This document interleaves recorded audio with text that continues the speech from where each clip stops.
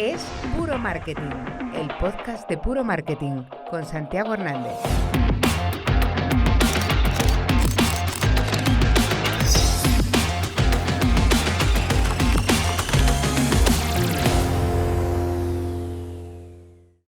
Hola, buenas. Bienvenidos al primer capítulo de 2024 de Es Puro Marketing, el podcast en el que entrevistamos a profesionales y directivos del marketing. Estoy encantado de iniciar el año con Diego Revilla, que nos acompaña aquí. Diego Revilla de KFC. ¿Qué tal, Diego? ¿Cómo estás? Hola, Santi. Muy bien. Muchísimas gracias por invitarme. A ti por venir. Y bueno, pues la idea es repasar tu carrera profesional y cómo has llegado hasta aquí.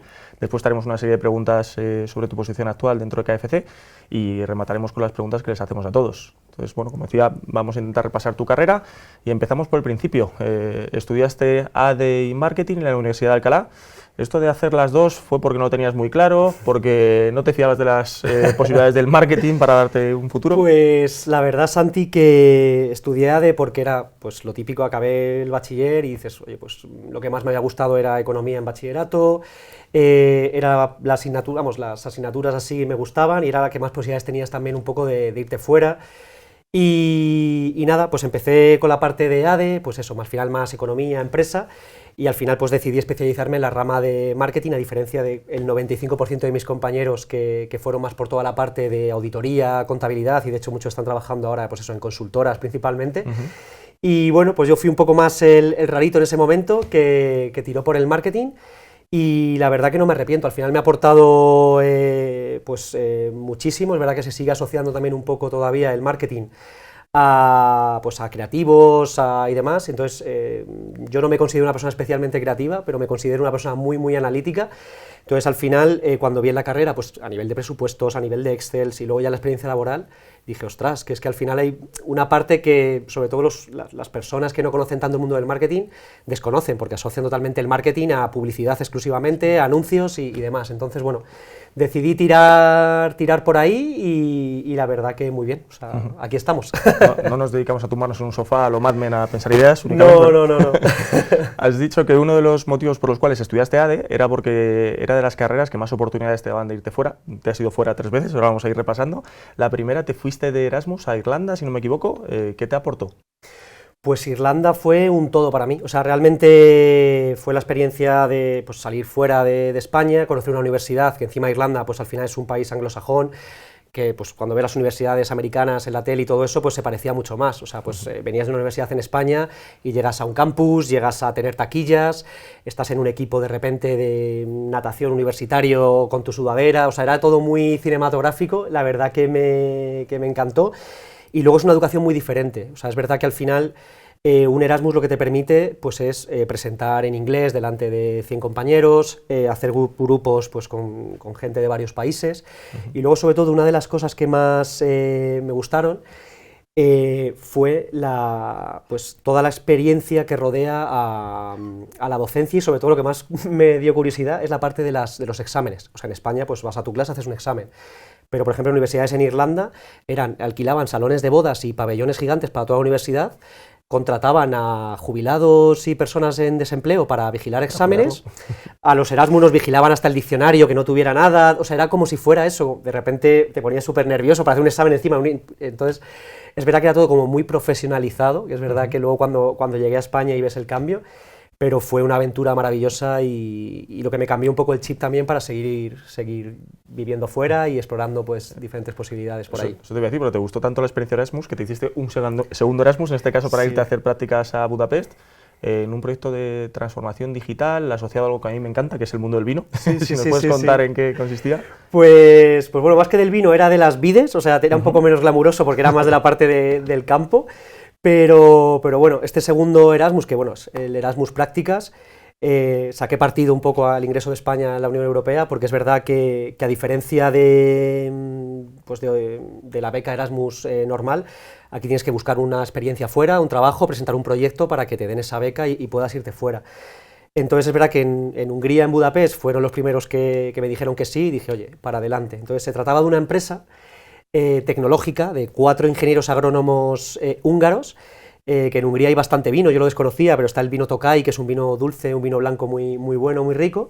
Entonces era una spin-off, una empresa de la Universidad Técnica de Budapest, que por ejemplo estudió Rubik, el del cubo de Rubik, que era de Budapest, Y bueno, pues era una empresa súper técnica, de 4 ingenieros húngaros, y de repente contrataron a 8 Erasmus prácticas para hacer investigación de mercado. Entonces mi labor en esta empresa era para el mercado español y chileno, o sea, 2 mercados de vino y de vid bastante potentes, y la solución era una aplicación para el iPad, en la que el usuario, el cliente, los agrónomos, los técnicos, los viticultores, incluían una serie de sensores en el campo. Eso emitía una serie de datos pues de inteligencia, mezclado también con datos pues históricos del campo y demás, y reducía, pues te decía qué posibilidades tenía, por ejemplo, de esa vid de tener una enfermedad. El mildiu, que es una enfermedad de la uva que yo desconocía hasta ese momento, pues reducía los fertilizantes porque había menos probabilidades de tenerlo. Entonces, claro, eso había que trasladarlo al mercado español, hacer investigación de mercado, ver qué empresas había en España, lanzar pues todo lo que es la web en español, incluso lanzar un poquito de comunicación. Claro, pues con 20 y pocos años eras como el responsable de comunicación de España y Chile de una startup húngara, y fue muy bien, la verdad que fue una experiencia muy bonita y aprendí muchísimo, porque bueno, fueron unos meses muy, muy interesantes y muy entretenidos, muy bien. Qué bueno. Luego ya te vienes para España, primer contrato laboral, ya llega la vida adulta. Sí. Entras en QVNV para llevar una plataforma tecnológica de Big Data y de Cloud Computing asociada todavía al mundo agroalimentario, ¿no? Entiendo que te ayudó esa experiencia en Hungría. Esto, estamos hablando del año 2012, ¿no sonaba todavía un poco a ciencia ficción esto del Big Data cuando entrabas ahí a contarlo? Yo había escuchado Big Data pues de la prensa y demás, asociado pues a Telefónica, BBVA, que leías Big Data, noticias y demás. Entonces, esta oportunidad laboral me salió, como he dicho, en Hungría estaba haciendo investigación de mercados y pues de repente vi que una empresa que estaba en Alcalá de Henares, en el campus de la Universidad de Alcalá, hacía exactamente lo mismo, mejorado, a lo que hacía la universidad en Hungría. Entonces, claro, volví de la beca, les escribí y dije, mira, tengo experiencia en viticultura de precisión, y claro, pues a los 2 días es verdad que tuve la suerte de estar trabajando allí. O sea, es verdad que fue muy interesante porque era una empresa también muy pequeñita, eran 10 ingenieros y yo era el único no ingeniero, era el único de ADE, con formación también pues en marketing y demás. Entonces, ellos desarrollaron una solución que se llamaba Vince, que era lo mismo, era pues una aplicación que también tomando datos de la EMET y demás, ya no solo enfocado a enfermedades en la vid, sino que también en el riego, para reducir el uso de agua y planificar, por ejemplo, si de repente iba a llover en 2 días, había humedad por los sensores, pues decían, oye, no es el momento de regar, entonces bueno, pues ahorraba y demás. Entonces bueno, estuve pues prácticamente 2 años, la empresa creció muchísimo. Y al final, como era el único, ya os digo, que no era ingeniero, pues de repente pues me vi haciendo notas de prensa, lanzando también pues diferentes canales digitales, redes sociales. Y bueno, si buscas de hecho ahora en internet Vince Noticias de 2012, fue la primera solución de Big Data para agricultura del mundo. Y eso lo vendimos, salió en El Mundo, salió en un montón de prensa. Y nada, la verdad que fue muy bien. Y de hecho esta empresa la acabaron vendiendo una filial de ACS. Y estaba también por el césped del antiguo, bueno, del Bernabéu antiguo y demás, monitorizando también el estado del césped. O sea que es una empresa que creció y bueno, pues la vendieron y les ha ido bastante bien, y yo aprendí muchísimo porque fueron casi, pues eso, 2 años con 10 ingenieros y muy bien, la verdad que aportando mucho y aprendiendo mucho. Qué bueno. Te volvió a llamar el extranjero, en este caso te fuiste a Manchester para trabajar en UMS, que era una empresa que desarrollaba una plataforma tecnológica para envío de mensajes en momentos de alerta, que no lo conocíamos aquí en España, hasta que en Madrid hasta que nos llegó el teléfono a todos. Entiendo que vuestros clientes, de hecho, serían las administraciones públicas, ¿no? Sí, o sea, es verdad que era una empresa noruega, es verdad que como son también startups y demás, luego también la acabo comprando un gigante nórdico, y lo que tenía esta empresa es que fueron de los pioneros a nivel mundial en notificar a la población vía SMS, vía email, pues en caso de alerta, pues yo qué sé, pues por temas meteorológicos, por temas de guerra incluso, cualquier cosa. Entonces, claro, empecé mi primera experiencia laboral en Manchester en esta empresa y llevábamos esa parte. Al final los clientes obviamente son gobiernos, son delegaciones, también era un poco hacer investigación de mercados también para España y Latinoamérica. Y luego lo que hicieron ellos es aprovechar que tenían una solución muy potente para enviar comunicaciones a cientos de miles de personas, era aprovechar todo eso, que tampoco hay tantas emergencias y demás, afortunadamente, para notificar, que lo que hicieron es aprovechar toda esa plataforma para utilizarlo para marketing automation. Entonces, había una división que era para empresas y era pues aprovecharte pues, de condiciones muy ventajosas para enviar email marketing, SMS marketing e incluso fax marketing. Fax marketing, wow. Que es la única publicidad en la que el coste lo asume el que lo recibe, que es el que gasta. Entonces, bueno, fue muy interesante. La verdad que el sector es complicado, al final cuando también es administración pública, venía también del sector más B2B, y ahora es verdad que tema de administraciones, temas también de que te conozcan, temas de licitaciones, bueno, pues fue curioso, fue interesante. No, más que manera más interesante de pivotar, ¿no? el modelo de negocio de la empresa. Sigues en Manchester, entiendo porque has sido ya capaz de entender el acento. Sí. Y te cambias de empresa, en este caso, para trabajar en el sector del parking, ¿no? También en plataformas tecnológicas. ¿Qué hacías allí?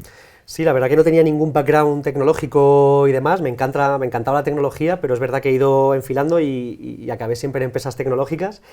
Y en este caso, por decirlo así de una forma más entendible, era un booking.com de aparcamientos, ¿vale? O sea, al final era un marketplace, un agregador, en el que aparcamientos de aeropuertos, de estaciones y demás, pues si tú quieres aparcar en un aeropuerto de Barcelona, pues oye, pues busca soluciones y demás. Entonces, era un equipo también de muchísimos países, al final en UK pues aprovechan, y es verdad que hay un equipo pues de Italia, España, eran equipos muy, muy diferentes, y yo fui responsable de toda la parte de marketing a nivel España y también algún país de Latinoamérica. Entonces, pues básicamente era llevar más coches a los aparcamientos de España. Y luego una de las soluciones que tenían era pues con partnership, por ejemplo, con Ryanair, cuando igual compras un vuelo y demás, que te están ofreciendo igual un alquiler de coche, de venta cruzada y demás, pues era ofrecer ese aparcamiento. Entonces con aerolíneas, eso era una de las principales líneas de negocio y era la que gestionaba yo, que era pues asociar una reserva de vuelo a, oye, tienes dónde aparcar cuando vayas a salir de tu destino.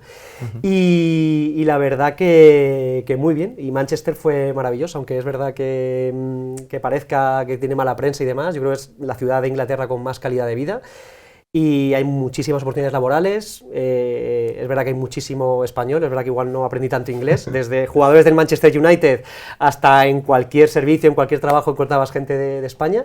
Pero fue muy interesante y ya digo, seguía con tecnología, asociada a tecnología y con muchísimo ingeniero y demás, y un poco más esa parte marketingiana y comercial que bueno, pues aportaba un poquito más a toda esa tecnología.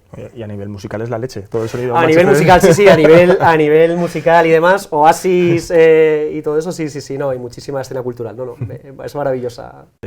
Estuviste trabajando en proyectos de desarrollo web para marcas como Scalpers o 20, también para agencias como Tango o Parachail. ¿Cómo fue la vuelta? La vuelta, bien, o sea, al final fueron un par de años en Inglaterra que fueron suficientes, o sea, me encantó Manchester y he vuelto un par de veces desde entonces, pero bueno, es verdad que fue una etapa. Quería volver a España y bueno, pues surgió una oportunidad que además fue ya lo que recondujo un poco también hacia más el desarrollo de e-commerce, desarrollo de aplicaciones. Y nada, la verdad que estuve prácticamente 3 años, fueron maravillosos. En Cloud es una agencia en la que estuve trabajando muy a gusto, llevaba parte de gestión de cuentas, gestión de proyectos más la parte marketingiana.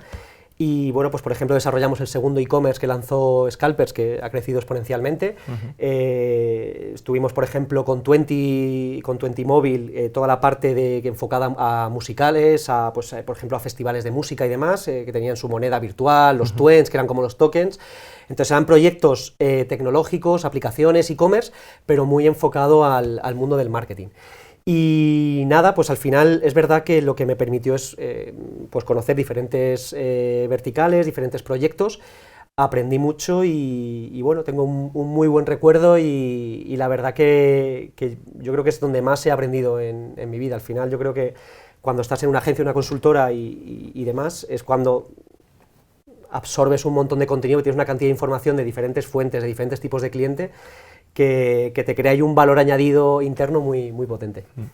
Luego te hiciste el máster en Dirección Comercial y Marketing del CEF, que ahí fue donde nos conocimos. Sí. Tú ya llevabas un bagaje de una serie de años ya trabajando y demás, una experiencia, pero en los últimos años, esto es algo que hemos hablado varias veces, hemos visto que la gente se hace los másters una vez que ha terminado la carrera. Entonces, yo es verdad que hice ADE, me especialicé más en la parte de marketing. empecé a trabajar y toqué pues al final varias partes también, no solo del marketing y demás, sino también de la parte comercial, o sea, más también de gestión comercial. Y me fui un poco encaminando, pues basado en todas estas experiencias que hemos estado comentando, y dije, mira, estoy ahora mismo en un momento de mi vida que me apetece, tengo curiosidad por seguir aprendiendo, conocer también qué se mueve, pues conocer al final otras visiones a nivel de docencia, de compañeros de máster. Entonces es verdad que ahora sí que se acostumbra más acabo mi grado y con 22 añitos y demás me meto en un máster. Eso es perfecto, pero yo creo que al final, si luego, pasado unos años, quieres hacer una formación incluso más especializada, es súper recomendable, porque al final no como que te estanques, pero estás en tu círculo de trabajo y yo creo que al final un máster y seguir formándote te abre un poco esa mente a explorar diferentes ámbitos, a hacer también networking, porque es verdad que cuando ya tienes una vida laboral de varios años, ya conoces un poco cómo se funciona el mercado. Y de repente pues conoces compañeros que también pueden tener oportunidades laborales, otros sectores, entonces bueno, pues ahí fue un poco más rara avis, pero no me arrepiento para nada y yo creo que es muy positivo eso, cuando ya tienes un poco las cosas más claras y dónde quieres dirigirte, hacer un máster y especializarte en aquello que más te apasiona. Sobre todo porque ya sabes que eso es lo que te apasiona, es decir, sí, hay gente que se mete en un máster porque, bueno, no sé muy bien, sigo tirando la pelota hacia adelante después de haber hecho algo. Yo en mi caso ¿no? con 22 no tenía esa pasión que ya igual tenía con 28, o sea que eso sí que es verdad que más o menos fue así, entonces bueno, la verdad que muy bonito, buena etapa. Volvemos al ámbito profesional, cambias de agencia a cliente, te acercas a multiópticas, perdón. ¿Cómo fue ese salto de agencia a anunciante? ¿Qué diferencias encontraste a la hora de trabajar? ¿Es verdad que se vive mejor en anunciante? Sí, se vive diferente, la verdad que al final, claro, pasas al otro lado de la mesa o al otro lado de la pantalla, porque también, bueno, ya cuando pilla pandemia y todo eso, ya casi estás al otro lado de la pantalla, ya pasas de recibir briefings a briefar, y bueno, yo creo que lo bonito es que al haber trabajado 3 años en una agencia, al haber estado en muchísimos proyectos con muchísimos clientes, ya sabes cómo se trabaja al otro lado y sabes un poco también cómo empatizar también con tus partners. Al final es verdad que cuando trabajas con una agencia estás realmente creando un equipo para un proyecto. Y yo creo que lo hubiera vivido de forma diferente si hubiera empezado a trabajar en cliente final desde el inicio, a haber tenido esas experiencias, tanto incluso también en startup como luego en agencia, para decir, oye, entiendo un poco más todo, sobre todo también en partes de gestión de proyectos, de desarrollo de aplicaciones, al final entiendes un poco más también cómo el esfuerzo que lleva por el otro lado, las horas que hay que echar. Entonces, bueno, fue un cambio de posición del cual no me arrepiento, yo creo que fue de las decisiones mejores que he tomado en mi vida. Y Multiópticas, la verdad que me dio una oportunidad brutal de dar ese cambio a cliente, y sobre todo porque tenía una cantidad de retos en ese momento. Entonces a mí que me gusta la acción, que me gusta todo lo que rodea a proyectos, a transformación digital, pues tuvimos bastante movimiento. De hecho, evolucionaste bastante, ¿no? Dentro de la compañía, entraste como Store Manager, pero luego te encargaste de todo el proyecto de transformación digital, o participaste de él, y de lanzamiento del e-commerce. ¿Cómo fue? ¿Cómo lo encaraste? Pues bueno, fue bonito, fue duro, porque al final el sector óptico es un sector enorme, pero es verdad que es un sector muy enfocado al punto de venta físico, lo cual es normal, es un producto sanitario y demás.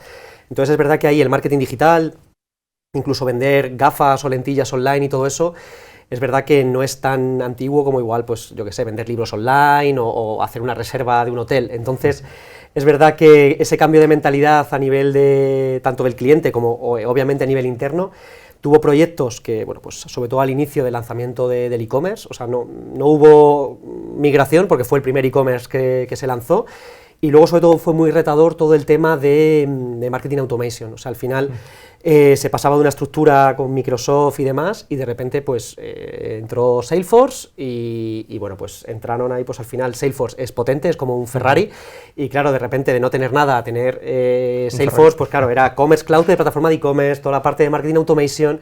Entonces al final son diferentes proyectos, la herramienta de atención al cliente y demás.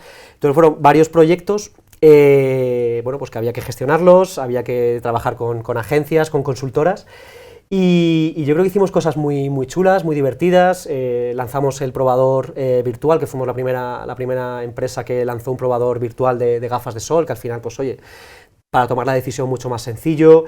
Se lanzó también suscripción de lentillas, que bueno, pues en Amazon y eso ya era habitual el suscribirte a algo, pero es verdad que ir recibiendo semana a semana, bueno, mes a mes, cada 6 meses tus lentillas sin preocuparte de nada. Fue un proyecto muy, muy chulo. Y luego pues todo lo que se asocia también a tecnología en el punto de venta, que al final también es importante, incluso pues todo lo que asocia a cita previa de, oye, pues de que la gente te conozca y que si están a las 12 de la noche viendo un anuncio y demás, puedan pedir una cita para ir a la óptica al día siguiente. Entonces es verdad que eso es retador y bueno, aprendí mucho, estuve en un equipo muy guay. Y sobre todo, pues eso, al final te apoyas ya digo, en tanto en las agencias, las consultoras como en compañeros, y salió todo bien, pero bueno, fueron años bastante intensos. Mencionabas que al final es un modelo de negocio fuertemente asociado al punto de venta. Entonces, creo que uno de los grandes problemas en todos estos ámbitos es tratar de integrar todo el ámbito logístico, ¿no? Especialmente, claro, en un monstruo como Multiópticas, que no sé la cantidad de líneas de gafas sí, que se venden al año, pero tienes una bestialidad, ¿no? Claro, a nivel logístico, el tema es que, claro, Multiópticas realmente es un B2B, porque al final es una cooperativa que vende a sus 500 puntos de venta, y de hecho, mira, me he enterado justo esta semana que han abierto en México, han abierto la división en México. Y justo es verdad que, claro, de repente tienes que gestionar un stock, porque también es fabricante, o sea, es verdad que fabrica las gafas de la marca Mo y las distribuye tanto en ópticas como a cliente final. Y yo es verdad que no era consciente de lo que me apasionan los almacenes. O sea, es verdad que ya cuando empecé, ahora de hecho es verdad que he hecho un poco de menos el mundo de la logística a nivel almacenaje, porque ver cómo tecnificaban los almacenes, ver desde que se hace un pedido, cómo se preparaban los albaranes, cómo salían, cómo tal. Entonces es verdad que fue un reto, pero salió muy bien y luego sobre todo al final todo el tema de logística, pues eso, nos pilló también pandemia, nos pilló pues eso, todo el tema del COVID, tuvimos a Filomena, que estuvimos 4 días sin que pudiera salir ningún camión de las oficinas porque estaba todo, entonces al final tienes diferentes retos que bueno, pues te hacen un poco trabajar en esa línea y bueno, pues a nivel logístico es verdad que no eres consciente como comprador muchas veces de todo el esfuerzo que hay detrás para cuando te llega un paquete a tu casa o a un locker, de todo el esfuerzo y toda la lógica que hay por detrás. Entonces, bueno, pues muy bien, muy bien. Qué bueno. Cambio de tercio, desde hace un tiempo compaginas tu labor, digamos, profesional con la docencia, también como profesional en másters y cursos en el ámbito del marketing. ¿Qué te aporta en el día a día? Pues la verdad que es lo que más, igual que antes decía que cuando había estudiado el máster aprendías muchísimo de los profesores y de compañeros, ahora me pasa también un poco al revés, cuando doy clases sobre e-commerce y clases de marketing digital, justo es como ese gusanillo también que te esfuerzas incluso cuando preparas una clase, cuando haces un debate, cuando estás hablando con los alumnos, esa visión de chavales de 22, 23 años que tienen del mundo, incluso ya no solo del marketing, es brutal. Y luego, sobre todo, si puedo cambiar en algunos alumnos de repente ese chip de cuando hacen un pedido online, cuando están navegando por internet, cuando están en una página web, es decir, oye, piensa un poco esa lógica, ¿por qué está esto aquí y no está aquí? ¿Por qué de repente vas a comprar un producto y te están ofreciendo algo súper similar aquí y tal? Entonces, si ese gusanillo que a veces sí que transmito de que curioseen e-commerce, de que estén muy metidos en el mundo y que cotilleen, la verdad que muy bien. Es un trabajo, vamos, es gratificante y también un poco combinar la vida profesional del día a día y luego llegar a una clase y contar incluso qué has hecho esa mañana y los proyectos que estás haciendo, yo creo que también de cara al alumno le aporta mucho. Sin duda que sí, el efecto multiplicador de la educación y luego aparte genera mucha satisfacción inmediata, ¿no? Porque vas viendo la evolución y... Sí, no, y al final es verdad que también los alumnos, pues al final también muchos están trabajando, también aportan mucho. De hecho, cuando estaba de estudiante es verdad que una de las cosas más duras es que, claro, estaba trabajando de 9 a 6 y me metía a clases de 7 a 10 de la noche y de lunes a jueves, y los viernes tenías que hacer trabajos, etcétera. Entonces es verdad que cuando los alumnos apuntan y se matriculan en un máster es porque ya tienen la decisión, que igual de repente cuando estás en la universidad ya dudas, pero cuando estás en un máster, te matriculas o en un curso de especialización y demás, es porque te apasiona, es porque quieres aprender más en ese campo, y yo creo que sí varía mucho el alumnado en el sentido de, pues oye, de las ganas de aprender, de sobre todo la proactividad también y preguntar muchísimo. Luego ya llegas a KFC como Digital Experience Specialist. ¿En qué se traduce esto de la experiencia digital dentro de KFC? Pues mira, la verdad que fue un cambio brutal, o sea, de mejorar la salud visual de los españoles pasando a alimentarles.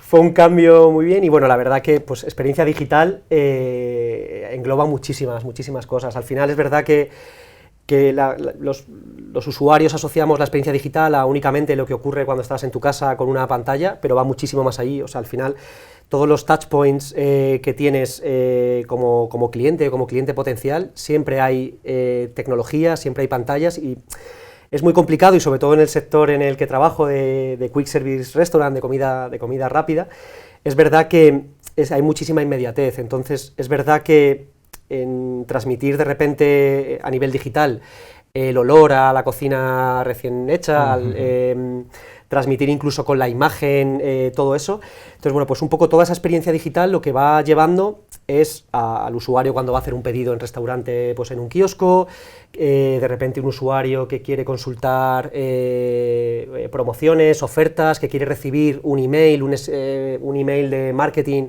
una campaña de pues, notificación push, incluso tenemos unas notificaciones pushes que son muy divertidas, que son muy disruptivas, y hay usuarios que se suscriben, no le dan al apagar las notificaciones porque sí que comunicamos ahí de forma diferente. Entonces, al final todo lo que es experiencia digital engloba todo eso, pues toda la parte de comunicación digital desde la aplicación, en punto de venta, y sobre todo estar en todo momento y donde se demanda. O sea, al final es un poco llegar a ese punto y que tengan la experiencia más similar posible a que si estuvieran en restaurante y demás. Lo más parecido a probar el pollo. Sí, tal cual, justo. Creo que estáis haciendo las cosas muy bien en los últimos tiempos en cuanto a comunicación, en cuanto a publicidad. Me gustó mucho la campaña que hicisteis el año pasado de coches rebozados, que de hecho ha sido los premios Genio como gran premio a la innovación y a la utilización de los medios de comunicación, ¿no? Esta campaña que hicisteis con PS21. ¿Cómo se gestó esto? Porque tiene que ser muy rápido, entiendo cómo fue esta campaña, tuvo que ser una locura. Sí, mira, justo esto fue 3 meses. Bueno, o sea, si puedes contar para los que no conozcan la campaña en que consiste. Justo fue 3 meses, lo viví eso como espectador, o sea, es verdad que luego empecé 3 meses después, y lo primero que pregunté es ¿cómo surge esto? ¿Cómo puede pasar? Entonces es verdad que esa dupla que tenemos con PS21 de agencia-cliente es casi como lo comentaba antes, al final somos un partner, hay muchísima libertad por su lado de trabajar y es verdad que esto surgió, pues al final es un fenómeno meteorológico excepcional y de repente lo que vio mi equipo, mis compañeros es, oye, ahora mismo está media España rebozada, o sea, es verdad que habíamos rebozado. Entonces, ¿qué ocurre? Que una de las cosas positivas de KFC es esa rapidez, esa inmediatez de poder hacer una campaña en real timing, en tiempo real. Entonces, fue una locura y bueno, pues mis compañeros de repente llamando a todos los restaurantes que tenían carril de drive-thru de KFC Auto, en plan, oye, vamos a poner un tweet que si llevas tu coche lleno de arena de la tormenta rebozado y pones KFC en el coche con el dedo, con lo que sea tal, te regalamos 2 tiras de pollo. Entonces, claro, al final fue una locura, o sea, fue una locura absoluta. Fue maravilloso, no solo en premios, sino que también tuvo muchísimo impacto.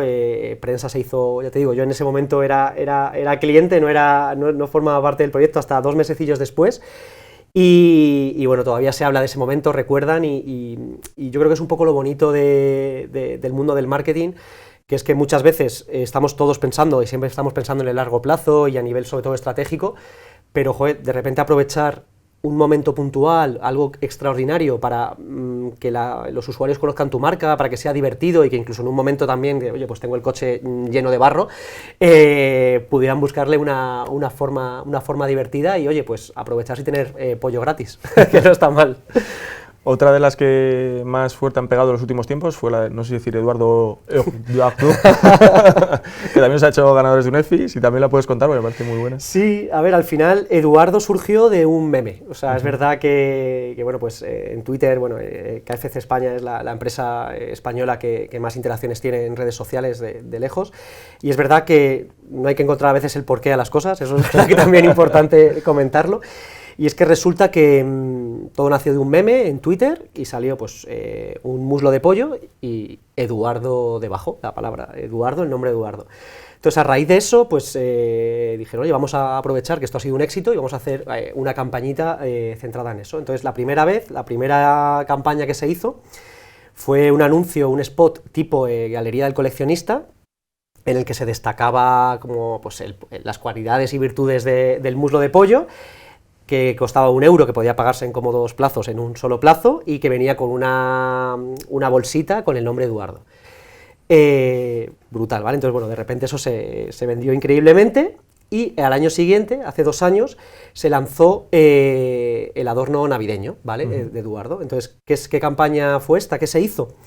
Pues fue un spot, pues como típico de juguetes de los años 80, 90, entonces salía pues 2 chavales jugando a la videoconsola y aparece su padre con el muslo de pollo de plástico, diciendo, tenéis que jugar con Eduardo.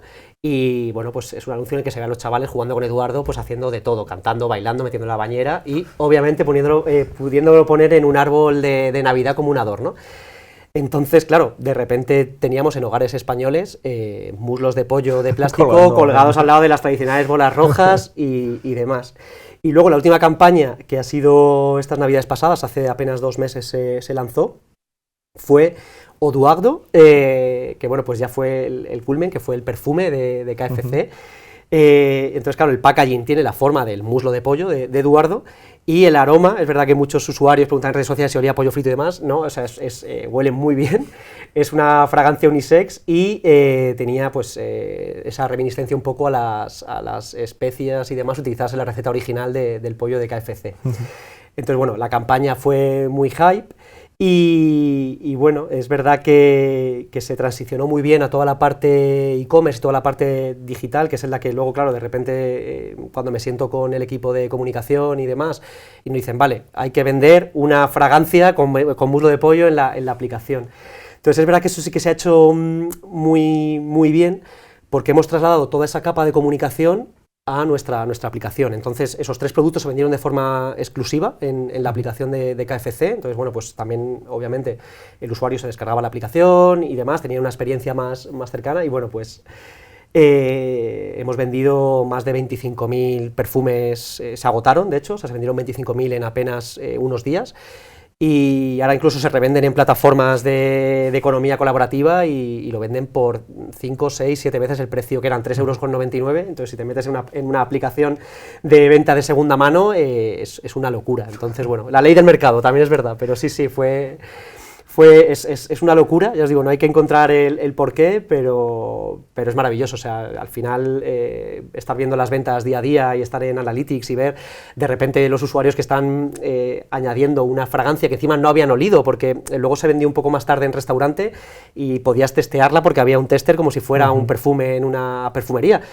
Pero claro, que ciegamente un usuario compre un perfume sin tener ni idea de lo que huele y demás, pues es maravilloso, es maravilloso. Has dicho algo que me parece muy interesante, y es esa transición que has hecho al ámbito del e-commerce de esta idea. Y justo eso te iba a decir, ¿cómo aprovecháis estos territorios comunicativos tan bien seleccionados que se hace desde la parte de comunicación o desde Publi dentro del ámbito del e-commerce? Porque entiendo que a veces no será fácil. Es decir, cuando te llegan y dices, vamos a vender un perfume, ¿cómo que un perfume? No es fácil. O sea, es verdad que trasladar ese valor añadido y al final también toda esa comunicación que hay en redes sociales, al final es verdad que la app de KFC o los kioscos al final son webs transaccionales. O sea, el usuario quiere hacer un pedido, quiere comprar y demás.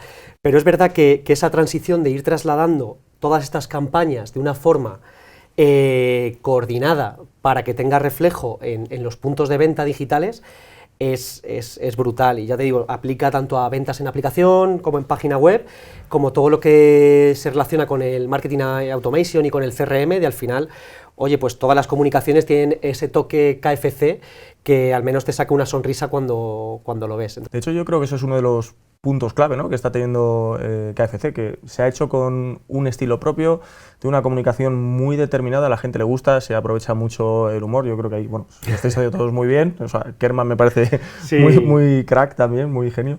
Y Una cosa que a mí me llama la atención es saber a qué llamáis comercio electrónico dentro de KFC, porque no sé si es el tótem digital, si es la compra que se hace a través de los canales propios, lo que se hace a través de agregadores de plataformas, si es todo, si no es nada.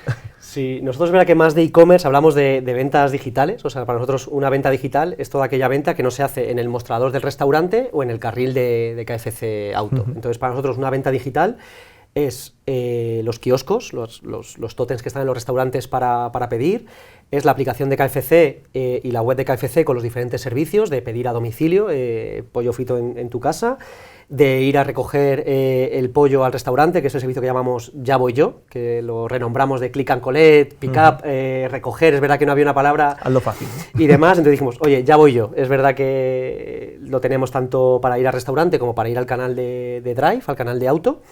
Y luego tenemos también toda la parte de agregadores que bueno, pues son Just Eat, Uber y Globo, que son también quienes acercan nuestro pollo también a los hogares españoles.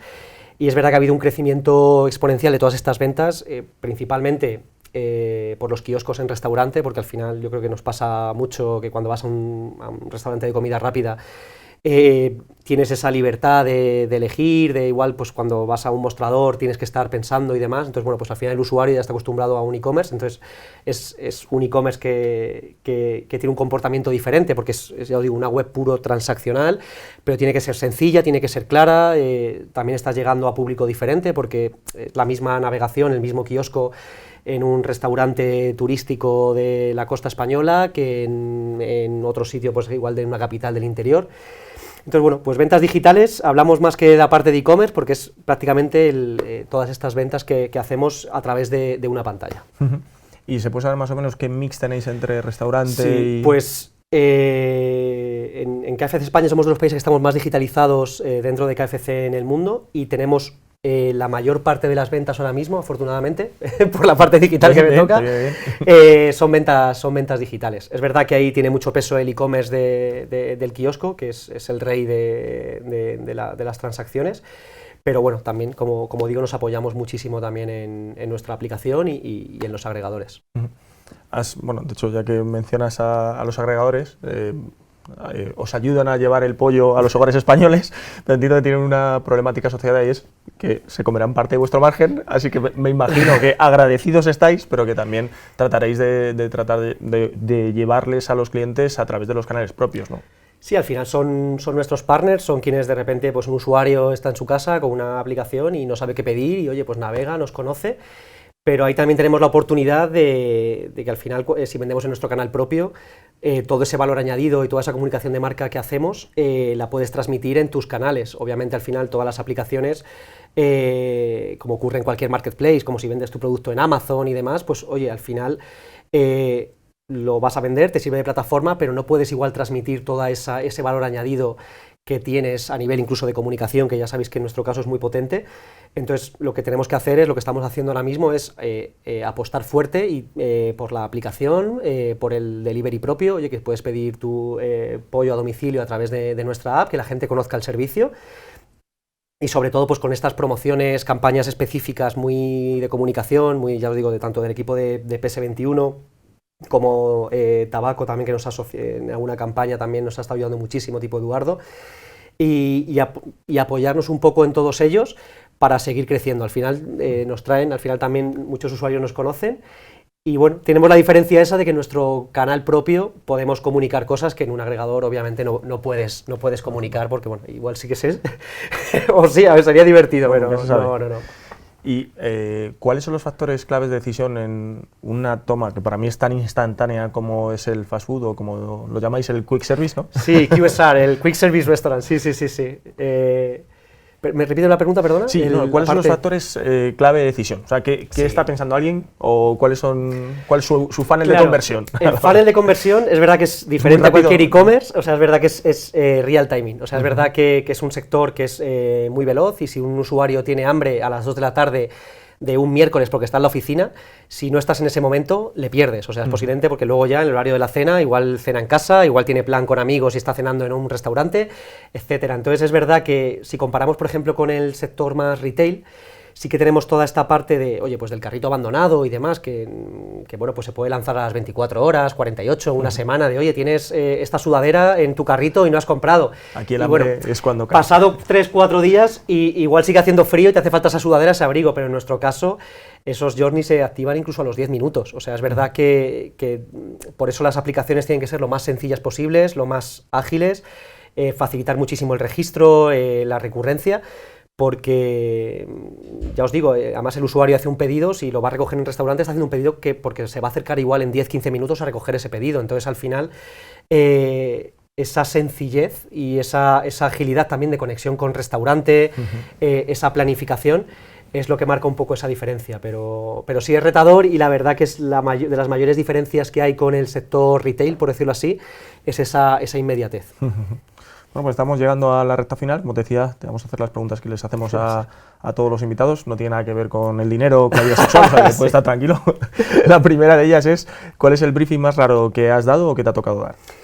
Vale. O sea, que te ha tocado recibir. Sí.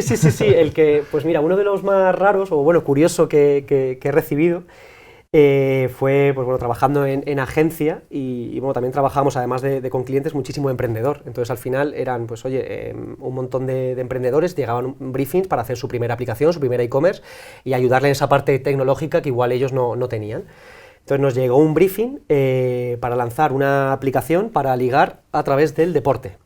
Entonces era, pues decías tus aficiones y demás, y a raíz de eso, de oye, pues mira, quiero aprender a patinar, o patino muy bien, quiero relacionarme con gente que esté aprendiendo a patinar o que patine muy bien, y aparte pues encontrar el amor.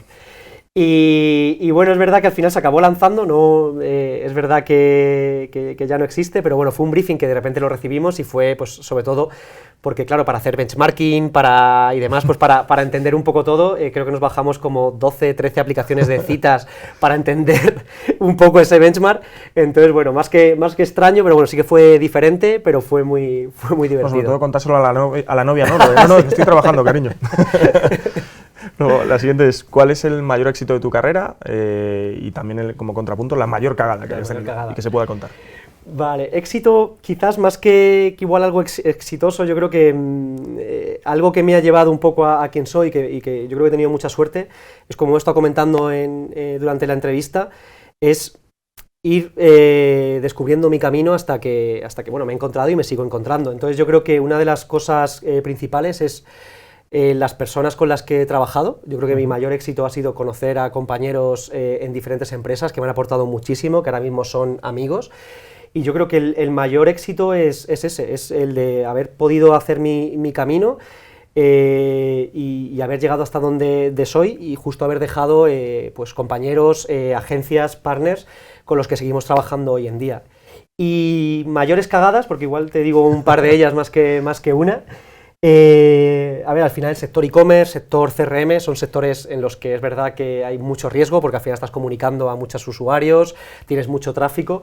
Entonces es verdad que sí que he tenido, y con mis equipos y demás, un par de cagadas en algún momento, pues oye, pues de lanzar a producción porque tenemos un deadline de una campaña que igual pues aparece en televisión, entonces de repente, oye, pues lanzas y ves que puede tener fallos. Entonces eso es verdad que es una de las cosas que más pecamos todos. Soy consciente que sigue ocurriendo, no pasa mucho a todos, pero es verdad que sobre todo no testear y demás. Entonces yo creo que al final, antes de lanzar algo, mirarlo mil ojos.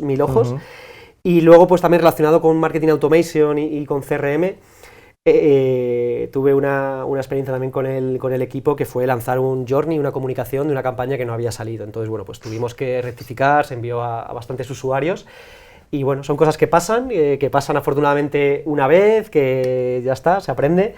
Y bueno, tanto yo como con los equipos siempre nos sirvió también un poco de eso, de poner mil ojos y validarlo. Y bueno, de esas cagadas luego viene el éxito, pero es complicado. Al final, cuando tienes datos y demás, siempre cabe ese riesgo de, pues yo qué sé, mandar un email y que falte algo o alguna equivocación. Entonces, bueno, pues testear mucho. Hasta los superhéroes se equivocan.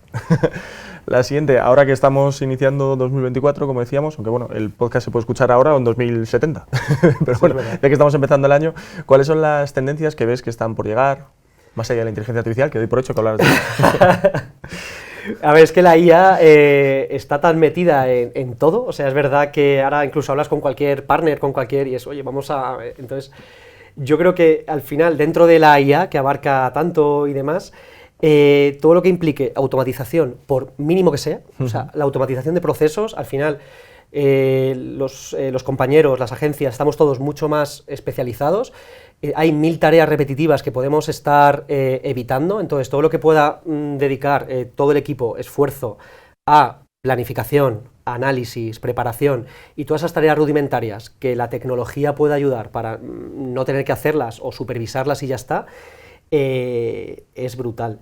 Y luego a mí lo que más me interesa, también un poco aplicado, es verdad, a la IA, es verdad que no voy a ser un gurú aquí de hablar de ninguna tecnología que igual tal, es todo lo que aplica, por todo lo que implica experiencia digital, todo lo que conlleva la personalización. O sea, es verdad que, como he comentado antes, al final las marcas ya no tienes un público objetivo tipo, o sea, hombres y mujeres de 25 a 45, no, o sea, todo eso ha variado muchísimo. Entonces ya está ese buyer persona que se habla tanto en el marketing y es muy diferente. Entonces, tener la capacidad de comunicar diferente o incluso tener una experiencia digital en web diferente, dependiendo de qué tipo de producto consumes, qué tipo de persona eres, cuáles son tus hábitos, yo creo que es esencial, porque ahora mismo es verdad que todo eso también se hace mucho de forma manual y no suele funcionar al 100%, entonces yo creo que son de las tendencias que más que a futuro son las que hay que aprovechar en el presente y que van a tener un impacto brutal en resultados y sobre todo también de que los equipos trabajen mucho más tranquilos y a gusto. Pues ya como última pregunta, ¿qué le dirías a alguien que esté empezando en esto del marketing? Pues bueno, alguien que esté empezando, quizás aprendiendo un poco de lo vivido por mí, yo creo que es eso de ser muy cotilla, muy curioso, leer mucho, ir a foros, conferencias. Dentro del marketing se abarcan tantas partes, o sea, entonces hasta que puedas encontrar lo que te apasiona, entonces yo creo que la formación es esencial, de oye, pues seguir formando, yo sigo en 20.000 cursos, sigo formándome en 20.000 especialidades, de repente veo algo que me gusta y me pongo los cascos en casa y me pongo a aprender cosillas. Entonces yo creo que a todos aquellos que estén aprendiendo y que estén iniciándose en el mundo del marketing lee mucho, asiste a foros, conferencias y sobre todo fórmate y curiosea todo lo habido y por haber, porque yo creo que a mí esos perfiles que son muy curiosos, muy con ganas de aprender y de aportar, yo creo que son los perfiles que al menos en mi caso he visto que más se demandan. Yo creo que nos vale no solamente para los que están empezando, sino para todos.